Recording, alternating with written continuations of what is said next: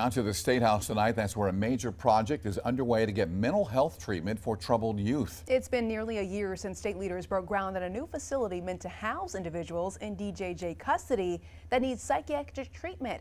That site here in the Midlands is still under construction, but it's got new funding from state lawmakers. Our Josie Frost joins us now with those details.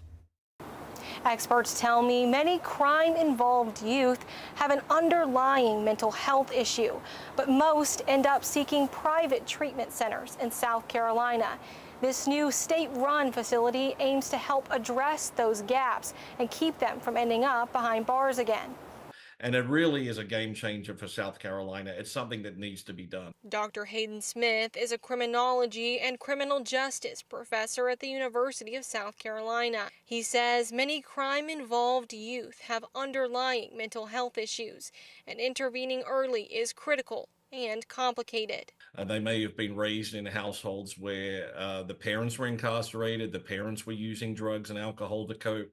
And so they don't always arrive with clear-cut, simple diagnoses. They're a constellation of factors. So the cases are often more complex. The new psychiatric treatment facility will house up to 24 people, mainly in DJJ custody. State officials broke ground on it in September of last year, and it's gotten major support from lawmakers over the years. This year's state budget gave the Department of Mental Health $500,000 for operating expenses for the facility, expected to be finished later this year. According to the department's budget request, that money will go to operating expenses once the facility opens, like staffing. One thing about justice-involved youth is many of them will age out of crime and delinquency.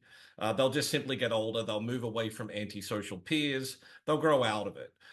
However, there are a subset that will be very violent, that will hurt people and will end up in prison or incarcerated for long sentences. So a psychiatric treatment center can kind of find the needle in the haystack of who those most problematic youth are.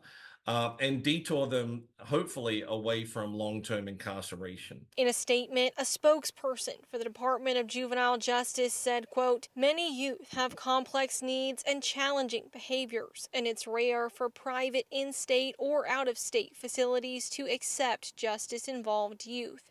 DJJ is both excited and grateful for this facility. However, it remains essential to address the underlying mental health issues contributing to juvenile justice involvement by providing community-based services that engage and support the entire family. Now, Smith says this facility could be a game changer for youth, but he says this needs to happen at the adult level too, saying many incarcerated adults can't get the proper mental health care within existing prisons. Reporting at the State House, Josie Frost, News 19, WLTX. Josie, thank you. We also reached out to the Office of Mental Health. A spokesperson was not able to provide an opening date for that new facility.